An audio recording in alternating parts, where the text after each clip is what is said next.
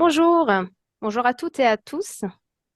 Merci de nous rejoindre pour ce live, encore une fois, consacré à l'intelligence artificielle générative au service des chefs de projet et managers. Je vous vois rejoindre le live. C'est un plaisir de vous accueillir pour cette troisième session en direct. Merci pour votre fidélité et bienvenue aux nouveaux participants. Et justement, pour ceux qui nous rejoignent pour la première fois, eh bien, c'est un live interactif et chaleureux, un concept qui est à l'initiative de Gaël Fay, donc membre de l'équipe du blog Gestion de projet et directrice de projet, qui a réuni aujourd'hui donc des professionnels reconnus comme Mehdi et Anis qui nous accompagnent tout au long de ces lives. Donc Mehdi, chef de projet senior et formateur, et Yanis, consultant et formateur. Et donc, pour le bon déroulement, bien entendu, donc du live, eh bien, nous aurons 1 heure effective d'échange pour discuter ensemble du sujet. Nous allons vous présenter donc des use cases. Donc, c'est Gaël qui va vous les présenter et vous allez discuter ensemble avec donc nos chers hôtes. Donc, n'hésitez pas à écrire vos questions sur le chat. Vous pouvez vous exprimer en direct, mais avant, nous vous recommandons, nous suggérons tout de même de formuler vos questions par écrit.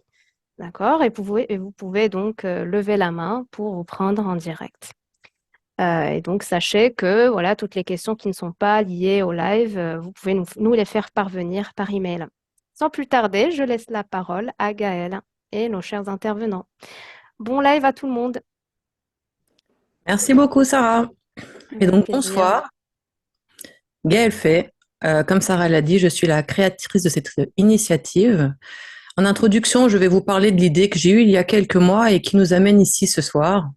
Promis, je vais faire vite car vous êtes nombreux à trouver que le live est trop court, mais c'est pour mieux se retrouver tous les mois. Les bonnes choses doivent se faire désirer. Alors, rapidement. Lorsque j'ai eu cette idée, j'ai réuni Mehdi et Yanis, des passionnés comme moi de gestion de projet et d'IA générative. L'objectif était de pouvoir collaborer, de créer une communauté de pratique autour de ce thème. Tout naturellement, comme je rédige aussi par ailleurs des articles pour le blog de gestion de projet, je leur ai proposé cette initiative et ils ont tout de suite adhéré, ce qui nous amène ici ce soir. Donc vous l'avez compris, nous sommes là pour échanger, partager des cas pratiques, des bonnes idées. Vous pourrez aussi intervenir, nous vous donnerons régulièrement la parole. Et merci à vous d'être là ce soir. Je passe la parole à Mehdi et Yanis. Bonsoir à toutes et à tous. Merci pour l'introduction. En fait, je confirme par Gaël pour cette belle initiative. Et comme Yannis, je présume, on apprend en fait de chacun chaque jour sur ce sujet d'actualité qui est l'IA et la gestion de projet. Donc, on est tous des passionnés et on voudrait en fait partager avec vous ce qu'on apprend et ce qu'on en fait essaie d'appliquer sur le terrain concernant l'IA dans la gestion de projet. Yannis, c'est toi la parole. Merci beaucoup à vous deux. Donc pour ma part, je suis alors pas aussi passionné que ça de tout ça. Je suis plus en fait dans une question de développement de connaissances, compétences. En fait, c'est simplement que j'apprends un petit peu à voir comment tout ça s'imbrique et marche. Et aujourd'hui, l'IA m'amène finalement plus de questions que de réponses. Et c'est dans ce but en fait que justement je participe à ces échanges avec Gaël et Mehdi notamment, avec l'enrichissement des différentes et précédentes sessions qu'on a faites, vu que c'est la troisième, il y en aura vraisemblablement d'autres. Et donc l'idée, en effet, c'est dans la mesure du possible d'échanger tous ensemble, c'est-à-dire pas que nous trois, hein, mais avec vous tous, pour justement essayer à terme de trouver des pratiques qui soient des cas d'usage intéressants et en lien, bah, et d'une part avec les réponses de questionnaires qu'on a fait passer précédemment, et surtout en fait pour arriver à trouver des choses qui sont un peu plus pragmatiques que la chose que je qualifierais comme étant très belle et reluisante de l'IA qui cache d'autres choses, et ce sera justement cette dernière partie qu'on ouvrira sur la notion d'éthique de l'IA. Eh bien, très bien, Yanis, parce que c'est une belle transition vers l'ordre du jour que j'allais présenter. Donc, comme tu l'as dit, nous avons l'habitude de faire passer un sondage pendant chaque live. Ce sondage, c'est pas pour vous embêter, c'est parce que ça nous permet, nous, de réfléchir à des cas d'usage que nous allons vous présenter. D'ailleurs, pendant ce mois, vous m'avez bien challengé parce que les cas d'usage que vous aviez demandés étaient assez particuliers. Donc, ce soir, nous allons parler donc de cas pratiques sur la planification avec l'IA générative, la priorisation et la gestion des risques. Avant tout, j'aimerais faire un petit icebreaker pour un peu briser la glace ce soir. J'ai noté la dernière fois que pendant le live, quelqu'un nous avait dit qu'il participait depuis la Chine et qu'il était 1h du matin chez lui. Déjà, si cette personne est encore là ce soir, bravo, félicitations et j'espère que ça vous a plu. Et en petit icebreaker, je voudrais vous laisser 1 minute pour nous dire où vous êtes et quelle heure il est chez vous. Et on va essayer de voir un peu qui nous rejoint le plus tard ou le plus tôt ce soir. Donc à vous, dites-nous un peu d'où vous êtes, quelle heure il est. Alors là, j'ai 19h, ok. 15h, ah bah ça va. 19h, bon, on est tous à peu près pareil. Ouh, ça va vite. 14h, 19h. 21h, j'ai à Montréal. Parfait. Si vous envoyez d'autres, Yanis et Mehdi, n'hésitez pas. Dakar, Maroc, Cameroun, Haïti. Ah oui, il doit faire beau là-bas en ce moment.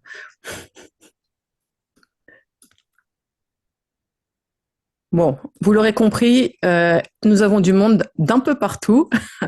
Merci à vous d'être là ce soir.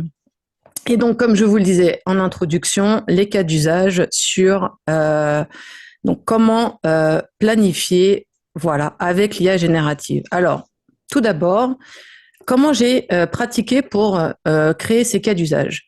Sachez que mon objectif n'est pas de trouver un outil qui va vous faire de la magie et qui, avec 2-3 prompts, va tout faire pour vous. Il ne faut pas oublier on une s'en va alors. chose. Ouais, non, ça va. Si c'est pas pour ça, on arrête. Bah, écoute, Yanis, qui croit que l'IA générative est magique aujourd'hui? Beaucoup de gens, malheureusement, mais on va démystifier un peu le truc. Mais surtout, ce que je voulais dire, c'est que nous sommes des chefs de projet et être chef de projet, c'est un métier. Donc, nous sommes des experts, nous, en tant que chefs de projet, de la gestion de projet. Nous ne sommes pas des experts en IA générative, c'est pour ça que nous sommes là tous ensemble aujourd'hui. Qu'est-ce que j'ai fait? J'ai réfléchi à des cas d'usage que vous pourrez faire dès ce soir, voire demain, et qui vont vous permettre de rester quand même plutôt autonome par rapport aux outils. Vous allez comprendre après pourquoi je dis ça. Donc, dans un premier temps, je me suis dit, effectivement, ce qu'on peut faire pour planifier avec l'IA générative. Donc, je suppose qu'autour de la table ce soir, tout le monde sait ce qu'est la planification de projet, n'est-ce pas?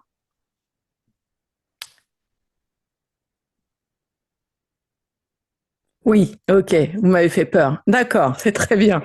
Parfait. Bon, planifier un projet, c'est l'étape la plus importante dans la gestion de projet. Donc, ce que vous pouvez faire, c'est un peu ce que j'ai réalisé avec ChatGPT. Alors, sachez que je ne peux pas le faire avec Gemini. Pourquoi? Parce que à la fin de mon prompt, je demande à ChatGPT de me faire un document que je vais ensuite importer dans d'autres outils, les outils collaboratifs, et Gemini ne le fait pas.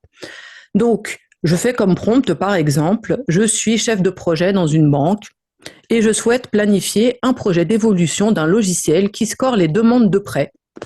Propose-moi une planification des tâches dans un fichier que je pourrais importer dans un outil collaboratif. L'objectif étant derrière, bien sûr, d'importer ce fichier dans un outil collaboratif. Petite parenthèse, ce fichier, il va être au format CSV. Donc, ouvrez-le, modifiez-le, regardez surtout s'il n'y a pas des incohérences ou des choses qui vous paraissent inutiles avant de l'importer dans un outil.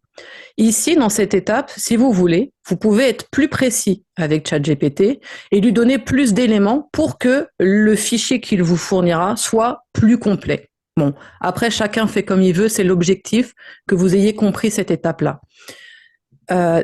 Sarah, tu peux passer à la slide suivante. Merci. Donc, qu'est-ce que j'ai fait?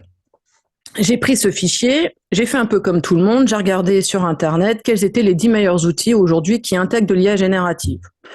Pas difficile, on trouve pas mal de choses. Néanmoins, comme je vous l'ai dit tout à l'heure, ce que je voudrais, c'est vous proposer des cas que vous pouvez utiliser dès ce soir, voire demain, et gratuitement si possible. Et alors là, forcément, la sélection se restreint. Donc, vous verrez, j'ai sélectionné 3-4 outils qui, a priori, proposent des fonctionnalités d'IA générative pour pas trop cher, voire, enfin, pour gratuit et de façon limitée, mais pas trop restrictive, comme par exemple ClickUp. Alors, je suis pas là pour faire de la publicité, mais en soi, vous verrez, comme vous pouvez le voir ici, j'ai pas été très satisfaite de l'import de mon fichier parce que, comme vous pouvez le voir, la plupart des colonnes de mon fichier étaient impossibles à apparier automatiquement. Je vois pas l'intérêt pour moi d'importer un fichier si au final je dois tout refaire à la main. Donc ça sous-entend quelque part. Après, là, je parle avec mon expérience à moi. S'il y en a parmi vous qui connaissent ClickUp, Sarah, je ne sais pas si tu peux zoomer un peu le PowerPoint. Je vois des gens qui trouvent que c'est trop petit. Donc, moi, je ne connais pas ClickUp. S'il y en a parmi l'assistance qui connaissent et qui veulent, merci beaucoup Sarah, et qui veulent apporter leur retour d'expérience, avec plaisir. Mais comme vous pouvez le voir, là, à part une colonne qui est passée toute seule, le reste, il fallait repasser dessus. Donc, pour moi, le test est KO. Ensuite, je suis passée à Notion AI. Et alors là, j'étais très contente parce que l'import s'est fait tout naturellement, très rapidement. Et cerise sur le gâteau, je me suis un peu amusée à regarder dans les fonctionnalités de Notion AI ce qu'il y avait d'intéressant. Et j'ai trouvé une fonction logigramme et je lui ai dit, fais-moi un WBS, pensant sincèrement qu'il n'y arriverait pas. Et grosse surprise, Sarah, tu peux aller sur la slide 6, s'il te plaît. Eh bien, il me l'a fait. Gros inconvénient, c'est que je ne peux pas l'exploiter parce que vous allez me dire c'est trop petit, c'est normal, on ne peut pas utiliser ce résultat, ce n'est pas une image, enfin moi en tout cas j'ai pas pu l'utiliser parce que c'est uniquement un code qui avec la bonne fonte quelque part, la bonne transco donne cette apparence. Après je ne sais pas si Mehdi, Yanis ou si quelqu'un autour de la table saurait comment exploiter ce résultat. Moi, j'ai pas réussi.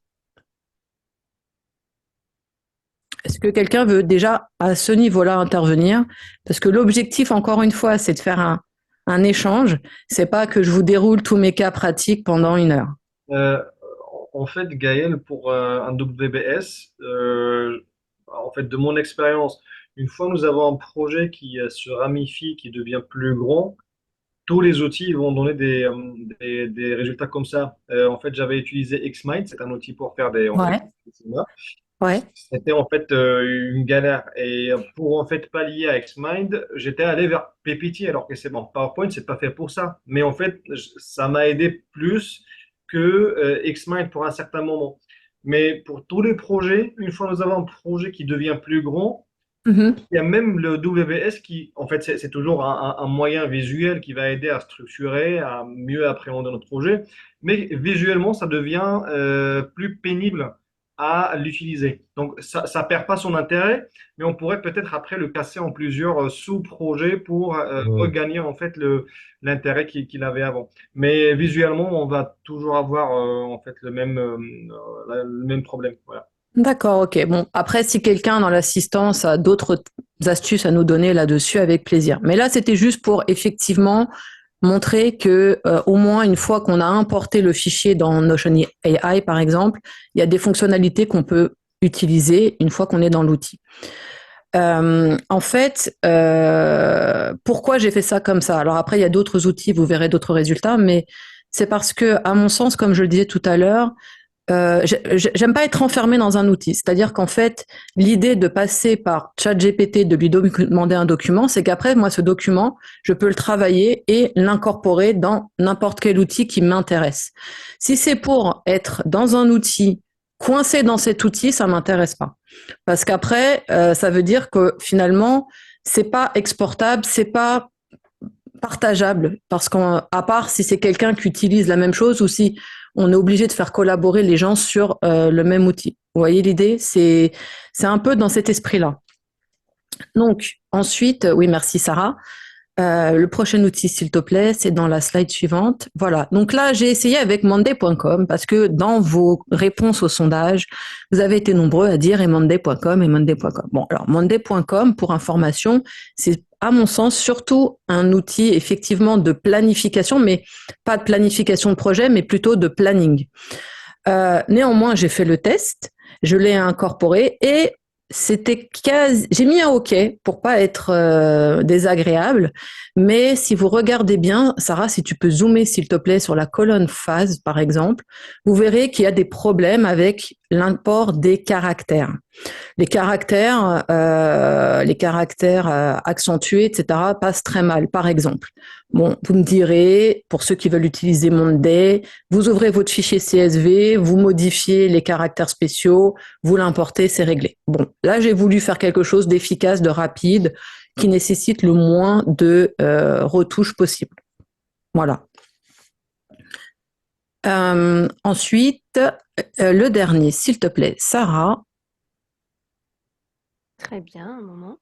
Et après, ne croyez pas que vous allez rester silencieux. Nous vous donnerons la parole. Nous voulons des personnes qui interagissent avec nous. Donc, le dernier, Tascade IA. Alors, j'aime beaucoup cet outil, mais là, pour le coup, j'ai été un peu déçue parce que même si l'import se fait proprement, au final, les colonnes restent sous forme de lignes. Je ne sais pas si vous le voyez à gauche, mais les colonnes phase, responsable, durée, estimation de démarrage, finalement, elles sont en liste. Alors que l'objectif, ce serait d'avoir une colonne dans laquelle on peut collaborer. Parce que ce sont des outils, il ne faut pas l'oublier, collaboratifs. Donc, on est censé pouvoir mettre un peu ce qu'on veut dans chaque colonne.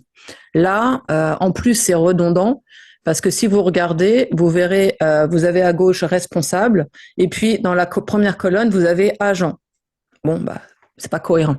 Voilà. Ça n'empêche que tous ces outils pris un par un sont très bons. Mais moi, encore une fois, je cherche des outils où je vais pouvoir importer, exporter, rester nomade, en fait, et pas piégé dans l'outil. Voilà. Ouais. Oui. J'ai une petite remarque et question en même temps. En fait, quand tu dis que tu préfères ne pas rester dans un seul outil, en fait, comment dire, je suis d'accord et c'est une bonne chose, mais le problème, c'est que dans la gestion de projet, quand même, on cherche un petit peu de stabilité. Ça veut dire, si par exemple, tu as analysé ton planning avec ChatGPT, moi en tant que par exemple ton manager, j'aimerais bien voir le même résultat le prochain mois, le mois d'après, et ainsi de suite, pour stabiliser un petit peu les processus. Est-ce que tu crois que ta préférence de ne pas être piégé dans le même outil et cette tendance vers une stabilité par ton management, est-ce que ça va pas être un petit peu contradictoire à certains moments? Est-ce que ça va pas créer une certaine friction entre ton approche et, je dirais, la tendance managériale? Alors, c'est une excellente question parce qu'effectivement, quand j'ai fait ces cas d'usage, je me suis projetée en tant que chef de projet, mais un peu indépendant.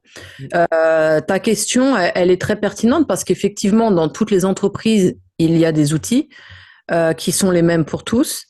Et effectivement, l'idée n'est pas de switcher d'un outil A ou un outil B.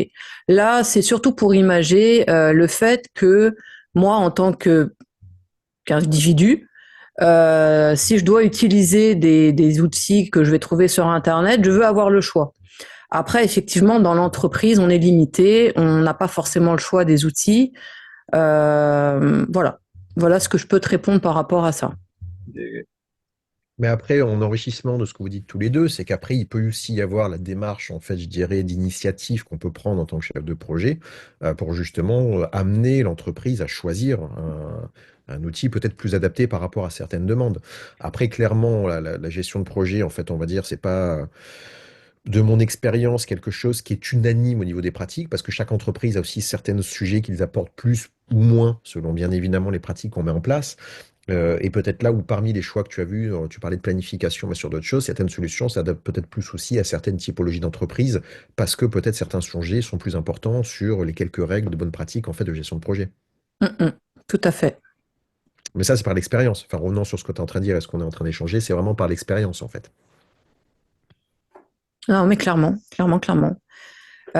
J'étais en train de lire les questions en parallèle. Est-ce que quelqu'un voudrait prendre la parole? Sarah, est-ce que tu as vu des personnes à qui nous pourrions donner la parole? Ah, alors juste, j'en vois une, la question de Stéphane. Stéphane, est-ce que vous voulez poser votre question, Oui, s'il vous plaît? alors vous pouvez lever la main si vous le souhaitez. Stéphane, est-ce que vous souhaitez vous exprimer? Pour répondre, en fait, ce serait peut-être mieux que les gens répondent ou posent les questions dans QR, comme ça on peut répondre même s'ils le souhaitent au fur et à mesure, parce que mélanger dans tout le fil de la discussion, ça peut être un peu compliqué d'arriver à y répondre.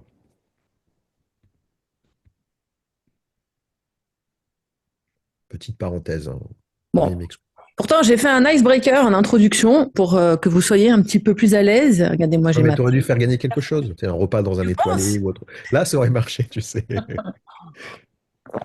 Allez, allez, qui se lance? On est là pour ça. On est entre nous. Je vois que Stéphane, peut-être il a un problème avec le micro, il ne voit pas en fait. Ah oui, il a un problème de micro, oui. Euh, non, pas Alors, l'entendre. je vais...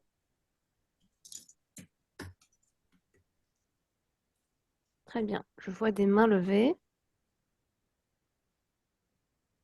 Yves, alors, je vous ai donné la parole.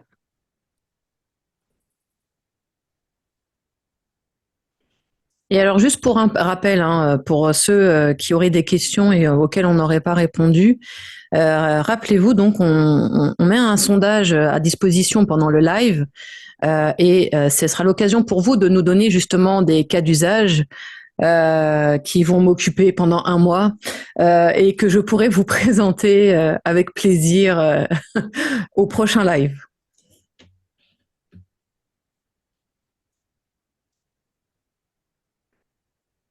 Alors, est-ce que quelqu'un d'autre, Adrien?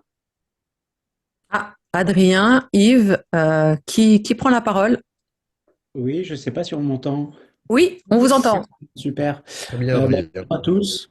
Donc moi, en fait, je suis PMO, Project Management Officer, et donc c'est vrai que ça fait un moment que je me renseigne sur la question de l'IA, parce que j'ai moi-même vu déjà mes équipes l'utiliser avant moi.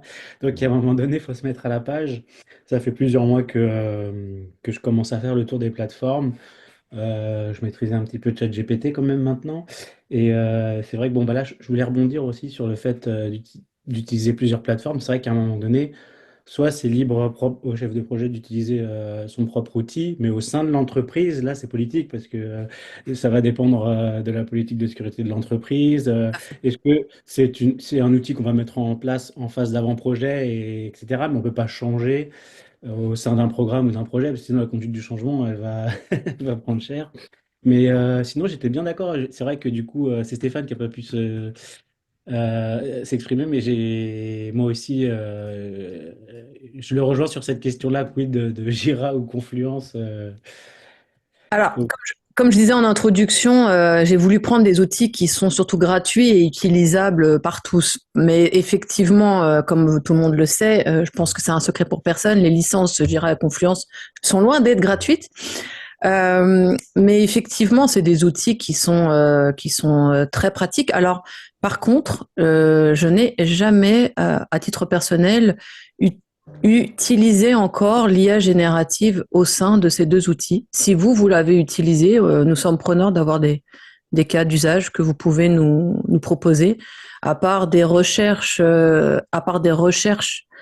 dans effectivement les fiches. Je sais pas, Yanis, Mehdi, ou même Adrien, ou quelqu'un d'autre qui moi, serait un...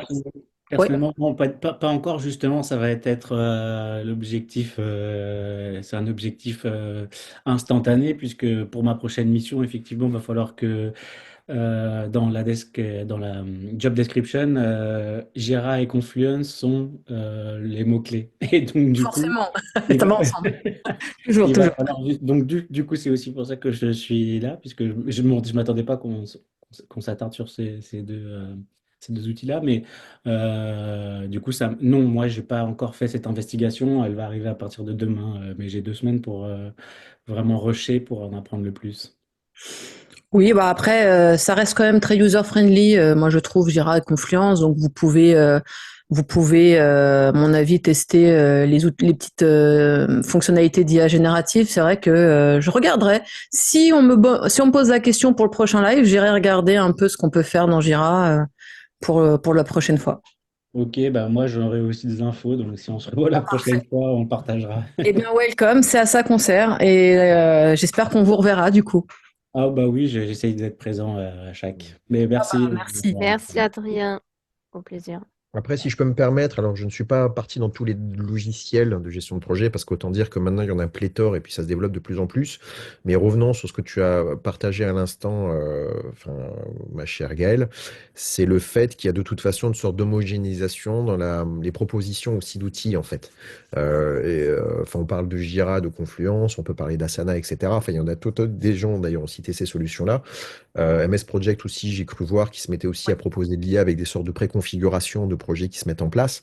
Donc il y a tout ça de toutes les manières qui va devenir maintenant une sorte d'assistant projet classique en fait. Après, l'idée, une fois de plus, c'est de revenir sur ce qu'on voudra utiliser en fonction déjà des règles de cybersécurité ou de sécurité dans son entreprise, de ce qui a été accepté dans le marché, si c'est des collectivités territoriales par exemple, et c'est là où ce sera peut-être plus compliqué au niveau des, je dirais, obligations de formation sur une solution à proprement parler, en fait. Mais je suis pas sûr que dans 2, 3 ans, de ce que je commence à voir, en fait, on ait des différences qui soient flagrantes d'un outil à l'autre.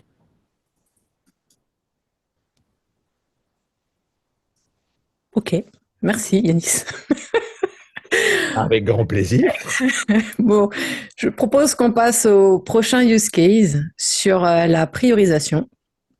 Donc, la priorisation, alors, pareil, j'ai réfléchi à ce que je pourrais vous proposer et je me suis dit déjà, si je devais découper ça en étapes, quelle serait-elle? Alors déjà, la liste de tâches, c'est le premier point. Ensuite,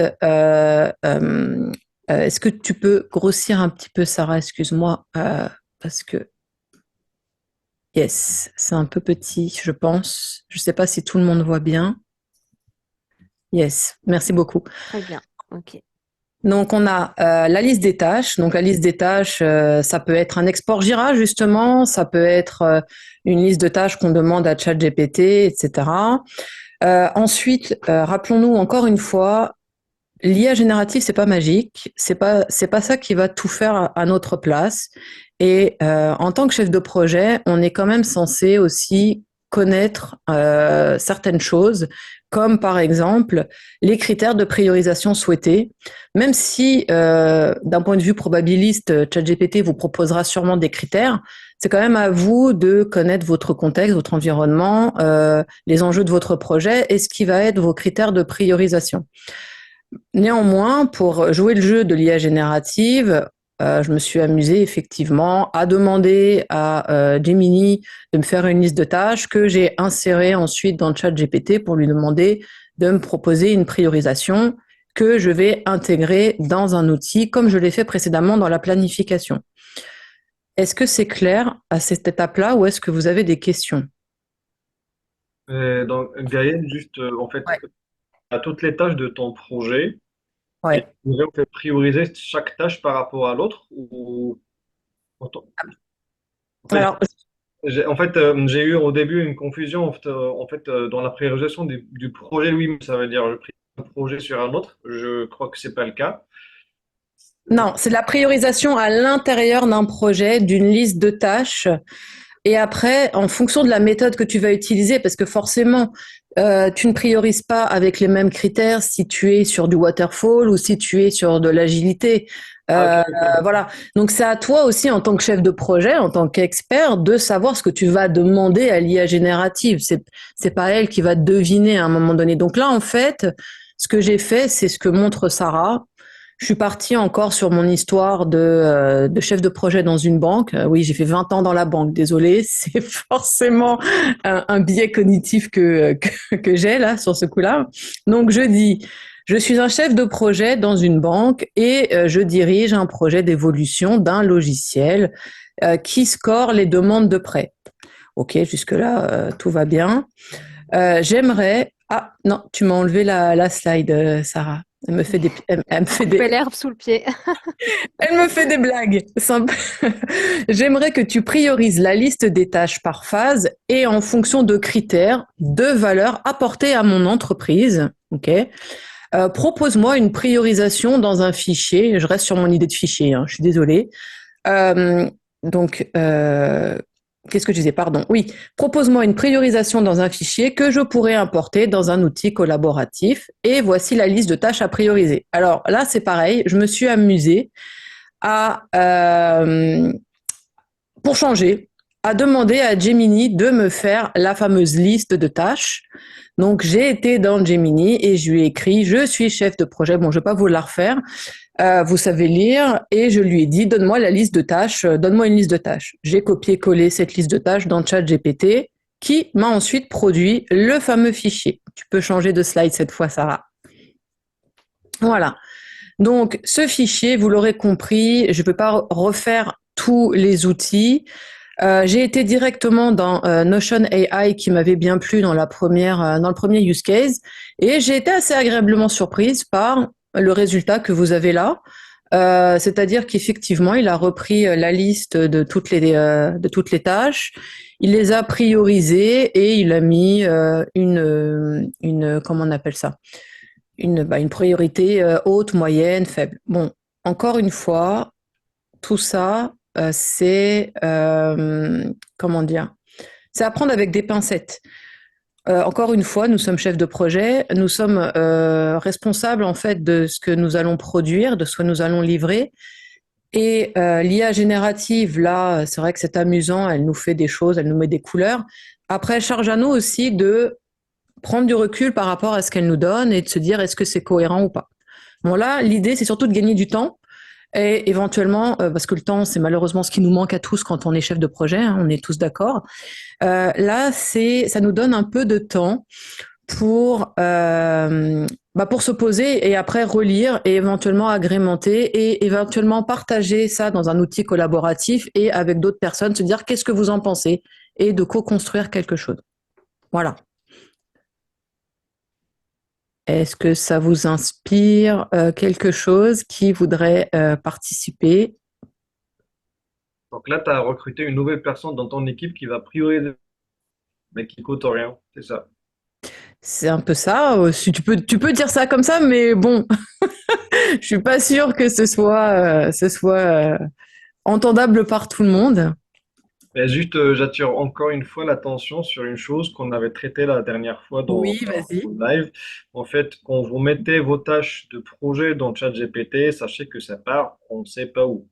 Donc, ne mettez pas vos tâches telles qu'elles sont écrites, quel que soit le projet. Il y a des données d'entreprise qui sont en fait, qui vont se mettre en risque d'être divulguées ou je sais pas. Donc, voilà, faites attention avec ça. Je n'en attendais pas moins de toi, Mehdi.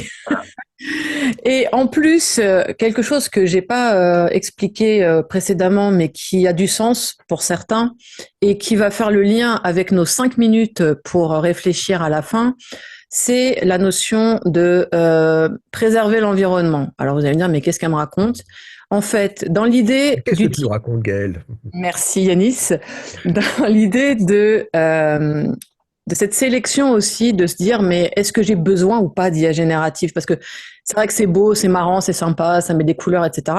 Faut pas oublier que derrière, l'usage de l'IA générative, ça consomme beaucoup d'énergie et ça consomme aussi comment je pourrais dire ça? En développement durable, en fait, si je pouvais le dire de cette manière.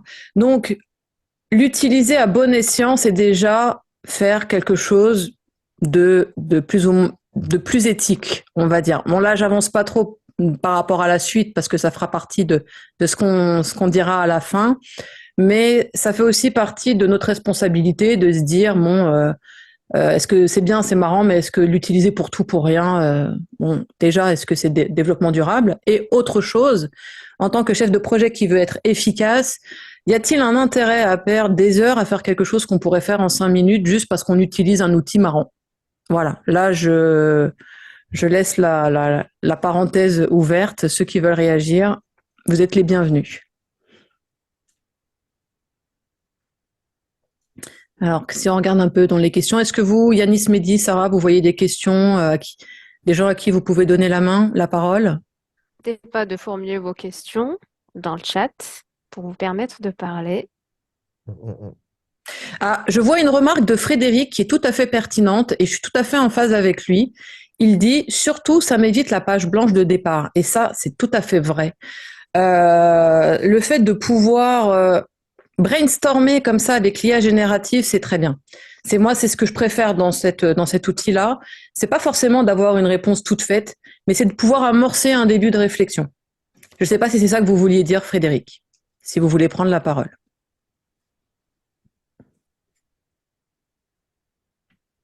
Frédéric,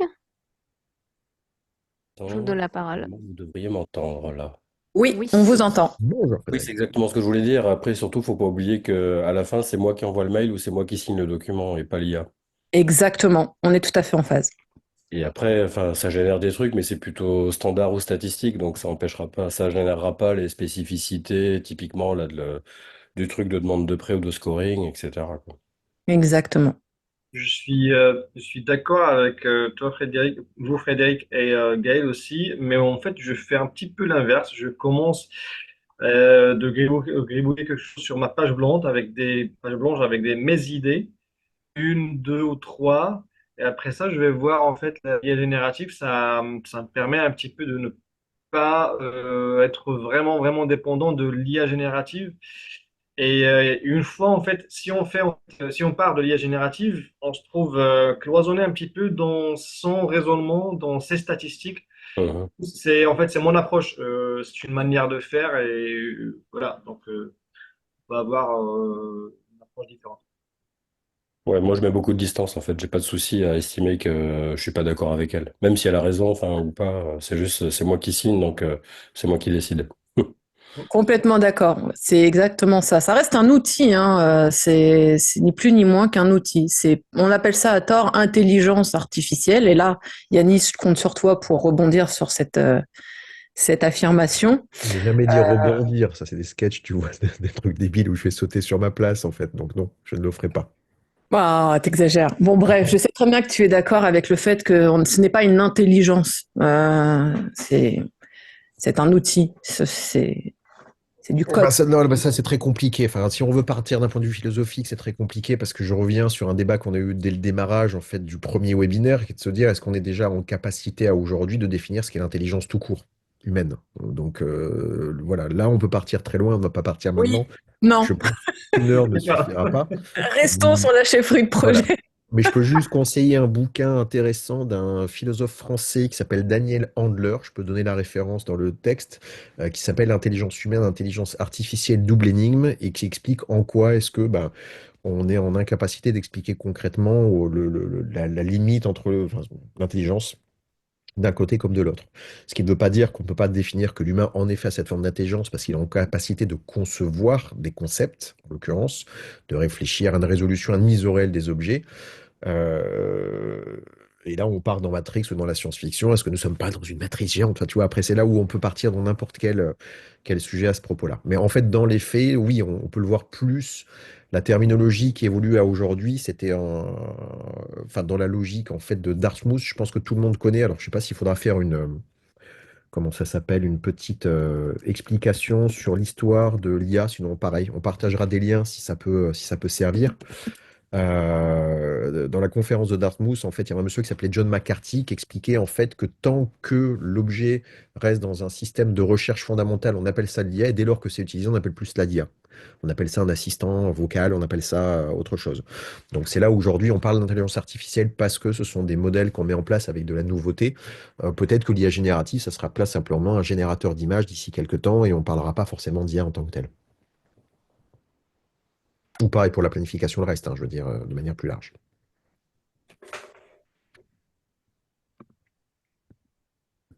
Je mets un petit lien dans la discussion pour les gens qui ne connaissent pas l'histoire de la naissance de l'IA. Merci à toi, Yanis. Avec grand plaisir, Gaël. Est-ce que quelqu'un a d'autres remarques ou est-ce qu'on passe au dernier cas d'usage avant d'attaquer nos 5 minutes d'éthique où vous allez pouvoir écouter notre ami Yanis? Ou pas. D'ailleurs, peut-être que des gens sont plus pointus que moi sur le sujet, hein. Ou pas. C'est vrai que si quelqu'un veut intervenir, ce sera avec plaisir. Bon. Ah. Bon, Alors, je prends Kamel. bonsoir Kamel. Vérifiez votre micro. Vous êtes en mute, hein. J'ai le son, c'est bon. Ah, c'est bon là. Bonsoir. Bonsoir. Voilà, je voulais poser une question. Je sais pas, j'ai peur de dire des bêtises, mais pour la priorisation des tâches, c'est ça, et des phases, dans le cadre de la planification. Oui, Ça me rappelle un peu la stratégie qu'on met en place pour faire le projet, pour planifier. complètement. Donc, Oui, tout à fait. on trace des objectifs et on fait participer toutes les parties prenantes pour comprendre de quoi il s'agit. J'imagine pour l'IA, peut-être serait-il mieux de préparer un fichier avec quelques lignes, pour ne pas commencer avec une page vide, comme il a dit Monsieur Frédéric. Donc avec une page, comment on appelle ça, générique, donc où les différentes conditions ou bien les différents critères qui vont nous permettre à chaque fois de régler notre demande, c'est-à-dire quand on va commencer à faire appel à l'IA, on va commencer à jouer sur ces critères et itérativement, on va passer d'une version à une autre pour arriver à la priorisation qu'on souhaite. Je ne sais pas si c'est cela Bah, le alors petit. c'est Je n'ai pas excellent. essayé, mais j'imagine quelque chose comme ça. Alors c'est excellent Kamel C'est parce que clair, juste. votre question? Ah, je ne sais pas si vous m'entendez.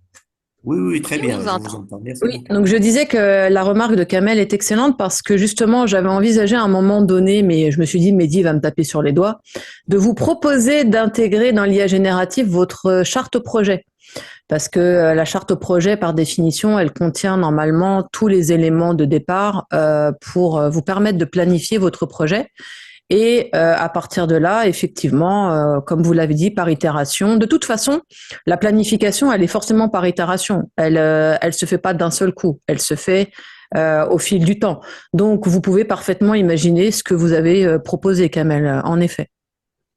Merci, oui. Du coup, Sarah, tu voulais donner la parole à quelqu'un d'autre, je crois? Alors, j'attends encore. Je n'ai pas de questions formulées, mais on peut poursuivre en attendant. Allez, passons à la gestion des Je risques. remets partage. Très bien. Alors, la gestion des risques. Alors là, c'est pareil. Alors, ce qui est assez compliqué, c'est d'arriver à présenter des cas d'usage qui varient un peu parce que bon, ChatGPT, enfin, qu'on se le dise, hein, ça reste quand même ChatGPT, hein, l'IA générative. On peut essayer de trouver d'autres outils, malheureusement ou heureusement. Finalement, on se retrouve à avoir un certain nombre de choses qui sont faisables uniquement dans le ChatGPT. Donc, pour gérer les risques avec l'IA générative, alors j'ai tenté un truc tout bête. Alors, comme vous l'avez compris, les cas d'usage que j'ai fait précédemment, je les ai faits avec ChatGPT. Donc là, mon prompt n'a pas repris l'historique du cas d'usage. J'ai simplement demandé liste-moi les risques de mon projet, donc mon fameux projet de scoring, et présente-le dans un tableau de gestion des risques avec impact, probabilité et solution de mitigation. Bon, vous vous doutez bien que le fait que je rajoute ces éléments, c'est parce qu'en tant que chef de projet, je sais déjà ce dont j'ai besoin pour gérer des risques. Si je m'étais contentée de dire à ChatGPT, liste-moi les risques et fais-moi un plan de gestion des risques, je suis pas sûre du résultat. Bon, en tout cas, là, je préfère le guider un petit peu.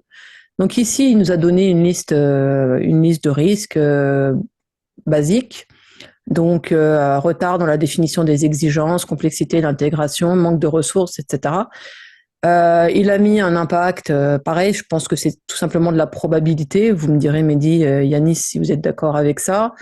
Et il met une solution de mitigation qui lui paraît la plus cohérente. Bon, comme disait Frédéric tout à l'heure, pour moi, ça fait plutôt office de démarrage, tout ça.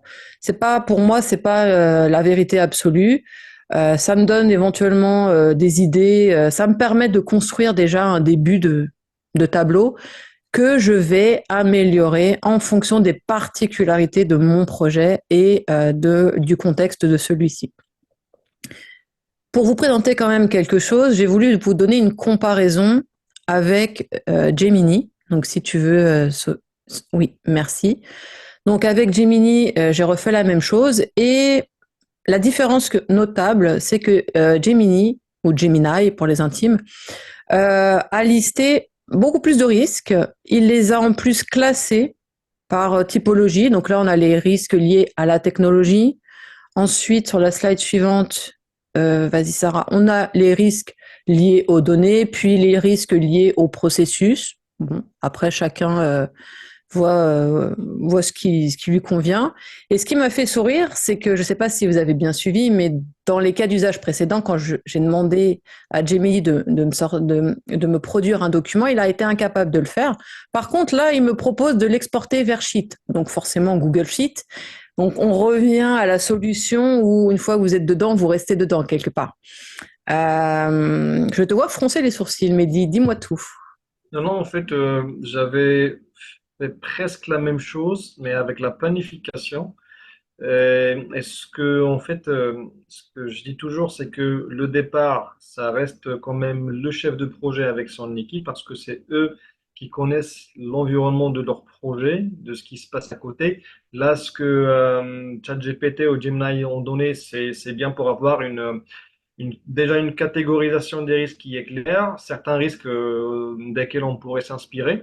Mais en fait, quand j'ai dit en fait que j'ai utilisé presque la même chose, ce que j'avais demandé à ChatGPT, c'est une comparaison entre deux états du même planning. C'est une évolution d'un planning. Je lui donnais, voilà, mon planning a la mise à jour à, par exemple, à fin mars 2024 et voilà à fin juin 2024. Est-ce que tu peux me faire, monsieur ChatGPT, un résumé sur les évolutions notables qu'il y avait et les risques que tu peux percevoir sur cette évolution-là. Et là, le résultat, il était vraiment très, très impressionnant. Planifier avec ChatGPT, j'ai essayé, j'étais pas trop satisfait. Je pourrais dire que voilà, pour quelqu'un qui a beaucoup travaillé avec MS Project, qui veut vraiment faire les choses lui-même, c'est difficile de travailler avec ChatGPT pour avoir une image à la fin. Mais quand même, en fait, pour suivre des évolutions, et on peut appliquer ça pour les risques aussi, les évolutions des risques. En fait, s'il y a de nouveaux risques qui sont apparus, est-ce il y en a qui sont obsolètes, donc il faut enlever. Donc là, l'IA générative peut vraiment être très, très, très utile. Mais alors, c'est surtout qu'en plus, et ça va répondre à une remarque de Karim qui est tout à fait pertinente. Si Karim veut intervenir après, ce sera avec plaisir. Sarah, est-ce que tu peux passer à la slide suivante? Voilà, ce que je voulais montrer, c'est qu'avec Gemini, à la fin, on a une ouverture de conversation où Gemini nous dit: souhaiteriez-vous approfondir un risque en particulier ou discuter d'autres aspects de votre projet? Pourquoi? Parce qu'en fait, effectivement, la première approche va apporter une certaine liste de risques plutôt génériques. Et en fait, en échangeant avec l'outil, on va apporter des détails, du contexte, qui vont lui permettre d'affiner de plus en plus cette gestion des risques. Je pense que c'est ça que vous vouliez évoquer, Karim, si vous voulez prendre la parole pour confirmer ou pas.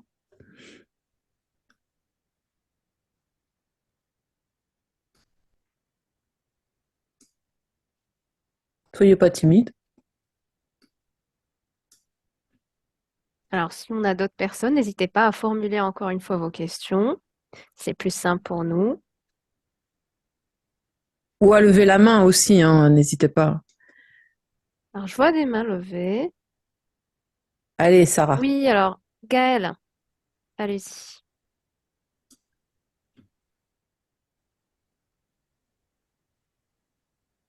M'écoutez? Oui, Ah, bonsoir. Une autre Gaëlle. Enchantée. Enchantée. Bonsoir, notre Gaëlle. homonyme.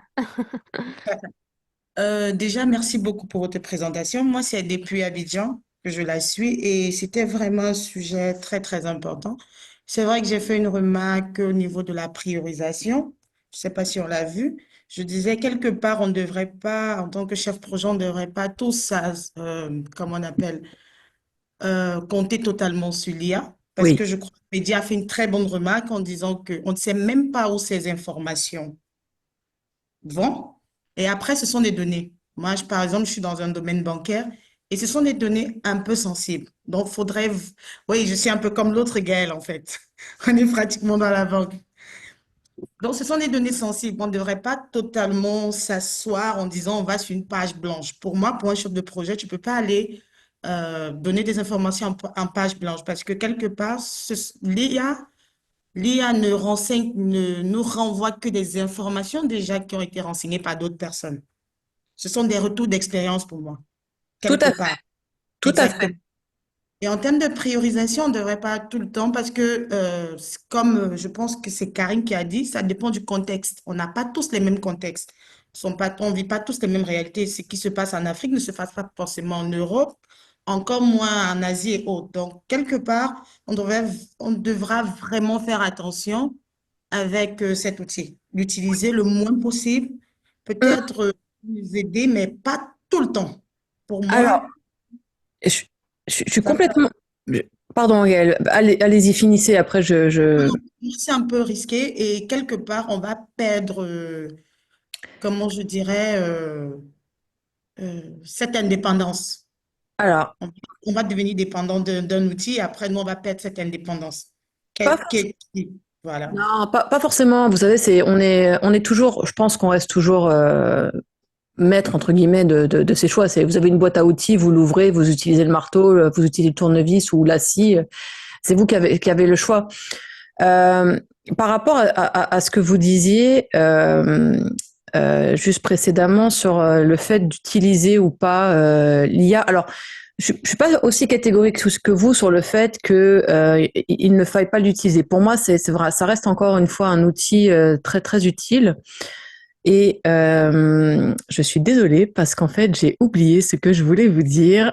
Non, c'est pas grave. En fait, j'ai pas dit qu'on ne doit pas l'utiliser. Je disais on doit l'utiliser un peu, très peu en fait, pour éviter de perdre notre personnalité. On peut l'utiliser, mais pas aller par exemple sur une ligne, sur une page Mais non, totalement blanche et faire confiance à un outil totalement, en c'est fait. ça que je voulais dire. Merci Gaëlle. Exact. Vous m'avez rappelé ce que je voulais vous dire. C'est que dans le live 2, on avait invité Yanis qui nous a montré que l'outil est paramétrable.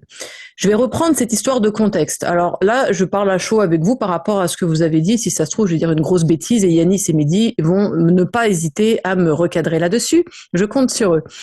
Donc dans le deuxième live que je vous invite à regarder, Yanis nous expliquait qu'on peut paramétrer ChatGPT.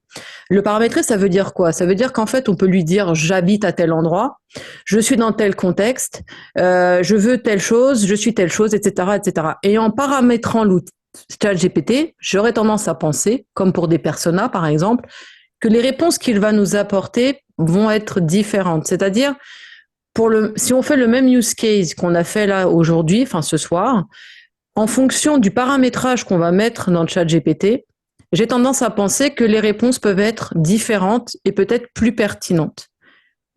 Ça, c'est mon point de vue.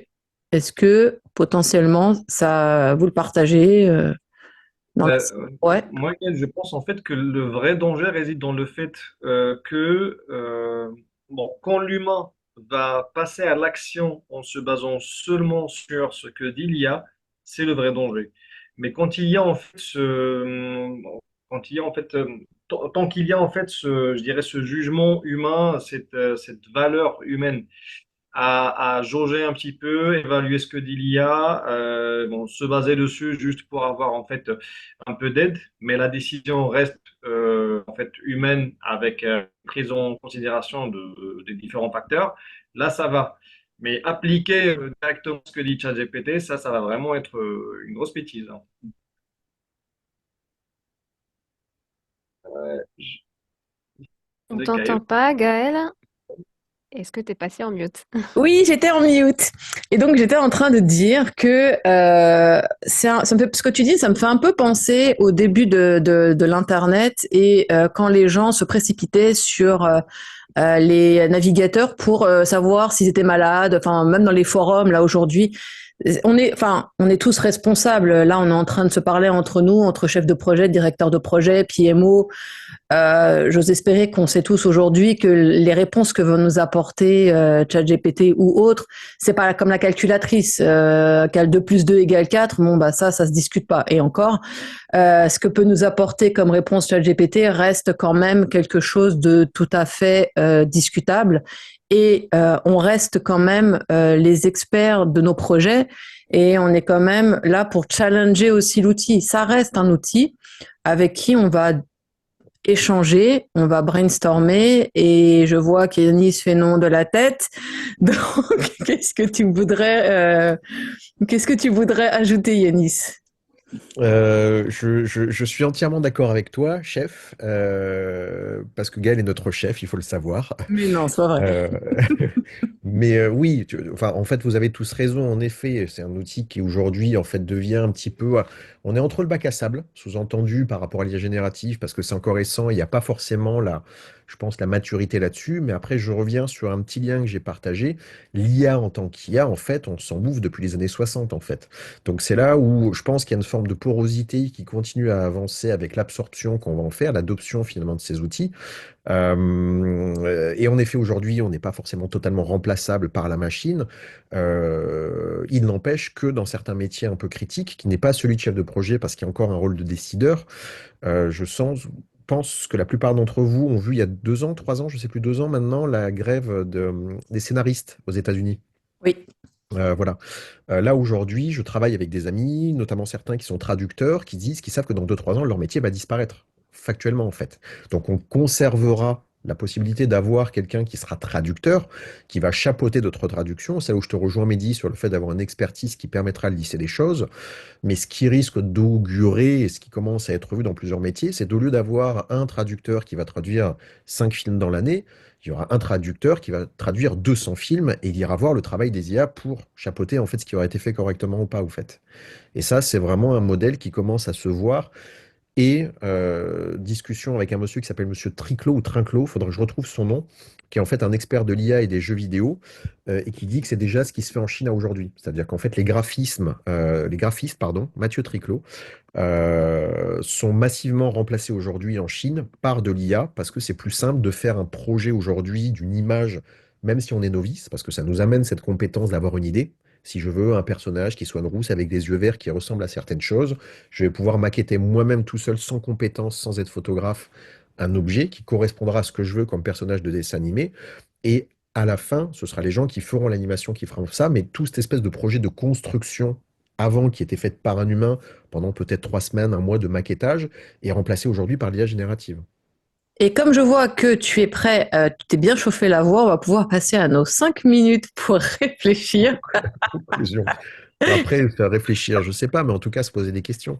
Donc là, Et en là, fait, vous avez oui, plusieurs choses qui sont accessibles. Oui, vas-y, vas-y.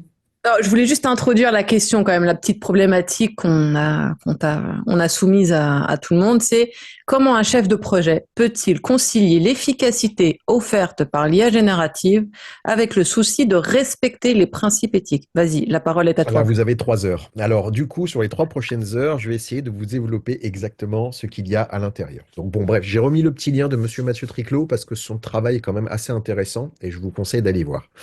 J'aurai pas de réponse à donner clairement sur l'éthique, encore moins 5 minutes, mais c'est plutôt des ouvertures de sujets. Vous avez déjà en fait un très bon article de la CNIL que je vais repartager qui permet justement de lister un petit peu toutes ces questions. Donc ça, je vous laisserai le lire et puis à la limite, ça pourra devenir un sujet d'échange sur la notion d'algorithme. Mais en fait, en résumé, sur l'IA se pose aujourd'hui plusieurs questions. Il y a non seulement la question de l'éthique de ce que produit l'IA, donc ça, c'est ce que nous faisons avec l'outil, mais en amont, en fait aussi, l'IA en tant que telle, comment dire, l'éthique de l'IA à proprement parler. Ce sont des algorithmes développés par des personnes, pas de problème. Que font ces algorithmes? Ils produisent des choses. À partir de quoi? À partir de données. Et là, on arrive sur le premier sujet. Quelles sont les données qui permettent ou ont permis d'enrichir ces modèles-là? Donc, il y a une phrase que j'aime beaucoup en informatique, dans la quadrature du net, qui était de dire, en fait, dès lors que quelque chose est gratuit, c'est vous le produit. Je pense Oui. que tout le monde a entendu plus ou moins parler de cette phrase. Donc, aussi sympathique que vous êtes, toutes ces personnes qui vont utiliser des outils comme ChatGPT vont nourrir le système d'entraînement de l'outil en passant du temps dessus. Donc, quelque part, vous êtes les premiers utilisateur, mais aussi quelque part employé de solutions comme ChatGPT, en fait, à vos dépens sans forcément le savoir. Si a fortiori, vous mettez des données confidentielles, j'ai mis un autre lien en fait en réponse à une personne sur la notion du Patriot Act. La NSA aussi, j'imagine, ça vous parle. Il faut savoir que toutes les informations qui passent à aujourd'hui par des systèmes américains, fatalement, ça reste quand même aujourd'hui les plus gros développeurs de solutions d'IA démocratisées, vulgarisées, sont de toute façon analysées par ces systèmes-là. Donc là, ça amène des questions qui sont très très compliquées justement sur la notion de droit à l'image, de droit à la production intellectuelle, qui quelque part ne nous appartiennent plus réellement en fait. Donc en revenant sur l'espèce de petite étoile que j'ai mis à disposition, et j'ai trouvé cette représentation assez intéressante, il y a bien cette notion de respect de la vie privée, la gouvernance des données. C'est la petite étoile que vous voyez en bas à droite. Transparence aujourd'hui, j'aimerais bien que les personnes présentes, ça pouvait être un autre icebreaker qu'on ouvrira la fois prochaine, qui est data scientist, data analyst et qui maîtrise réellement les choses sur l'explicabilité en fait des données utilisées et des outils algorithmiques tels qu'ils sont configurés aujourd'hui. Réponse, hormis certaines personnes qui mobilisent du temps de création pour ces outils-là, personne. C'est très difficile de comprendre comment fonctionnent ces IA, comment elles traitent ces informations. Et ça mène à une deuxième problématique éthique, qui est de se dire, dès lors qu'on a mis des informations dans ce bloc, comment elles sont utilisées, pondérer quels sont les biais qui sont introduits à l'intérieur. Je m'amuse toujours avec ces exemples avec mes élèves en disant allez chercher sur Internet un truc très, très drôle, hein, c'est se fait en une seconde chrono, faites-le maintenant si vous voulez. Allez chercher cuisinier sur Internet. Donc je pense que vous allez trouver souvent un homme blanc, souvent en général, avec une toque blanche qui est un petit peu l'image illustre de Paul Bocuse. Pour autant, dans beaucoup de cultures, en France aussi notamment, c'est souvent la femme qui fait le repas à la maison. Sous-entendu, les enfants le diront plus précisément, et rares exemples les hommes. Si on cherche cuisinière sur Google, je ne suis pas tout à fait sûr qu'on tombe sur l'image de la belle maman qui pratique ce genre de choses, pour pas dire qu'on tombe sur l'électroménager. Donc, transparence, biais de la société, qui amène cette question derrière de fond, comment sont utilisées les données et quelles sont les images qui arrivent derrière. Et là, on arrive sur une troisième partie qui est cette ouverture de biais que je trouve intéressant sur la notion de discrimination, de diversité, non-discrimination. Tout à fait. On arrive sur ces mêmes biais mis en place par les biais d'image en général par l'IA. Mais ces biais sont simplement les biais de la société. Et c'est là où cette notion éthique, en fait, veut dire que l'outil n'est pas neutre. Il aura de toutes les manières une représentation de ce qu'on aura dans les problématiques de la société, et donc a fortiori de son entreprise. Si on est dans une entreprise discriminante ou dans lesquelles il y aura des problématiques de discrimination, masculine, raciale, etc., même si le terme racial malheureusement est mal choisi, c'est ce qui reste en fait utilisé aujourd'hui de manière internationale, au sens race, c'est pas racisme, bien évidemment, bah, ça mène beaucoup de questions sur la manière dont seront considérées les choses. Et là, aujourd'hui, revenons sur cette notion d'éthique de l'IA, pour la donnée en tant que telle, je ne parle pas déjà de l'utilisation, mais vraiment des données, il y a énormément de choses qui sont à faire sur ces sujets-là. Donc en France, il y a cette tentative plutôt européenne d'ailleurs d'IA Act, que certains d'entre vous ont suivi, donc très compliqué à lire, il existe des synthèses, mais c'est une très bonne façon d'arriver à commencer à comprendre quels sont les enjeux de choses qui se jouent derrière. Autre point pour terminer, parce que voilà, on n'a que 5 minutes et c'est pas forcément le plus pratique de ce côté-là. Il y a la partie justement, tu l'avais évoqué tout à l'heure, Gaël, un petit peu Mehdi aussi, sur la notion d'utilisation. À aujourd'hui, alors j'ai une conférence, je crois le 11, 12, 13, 14 pour l'IBA qui s'appelle Développement durable ou greenwashing et qui traite justement de la problématique de l'IA. Les data centers américains aujourd'hui consomment l'équivalent de 196 milliards de litres d'eau, plutôt douce. On est en pénurie d'eau dans certains pays, première question. Ça correspond à grosso modo 3,4, sauf erreur de ma part, lac Léman, ce qui est un volume d'eau qui est juste colossal. Et il faut savoir que le lac Léman met à peu près l'équivalent de 10 ans pour se renouveler. Donc ça, c'est ce qui est utilisé en un an par les data centers américains aujourd'hui, avec une perspective d'augmentation de 20% par an dans les années à venir. Donc ce qui est quelque chose de juste catastrophique d'un point de vue environnemental. Donc une des questions qui était posée était de se dire est-ce qu'aujourd'hui il est judicieux, utile d'utiliser l'IA pour de la chefferie de projet? Si c'est simplement pour s'amuser, il faut comprendre qu'au bout de 5 à 10 minutes d'utilisation, on a déjà consommé, nous, en tant qu'utilisateurs, un demi-litre d'eau. Ça, c'est une ABAC aujourd'hui internationale. Donc se dire j'utilise 0,5 litres d'eau pour faire des photos de chats qui sautent d'un pont vers un autre pont, je ne vois pas vraiment l'intérêt.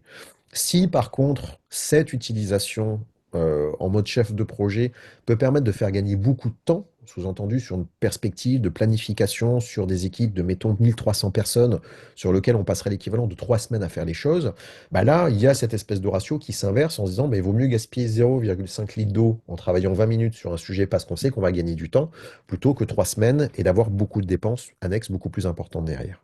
Et ça, malheureusement, c'est plutôt une ouverture de questions. Ce ne sera pas un élément de réponse, mais c'est là, je pense, à aujourd'hui, les questions se posent vraiment. Il faut savoir que de toute façon, les supercalculateurs qui sont faits aujourd'hui seront de toutes les manières utilisés d'une façon ou d'une autre, donc ce n'est pas forcément votre utilisation qui nuira à la planète.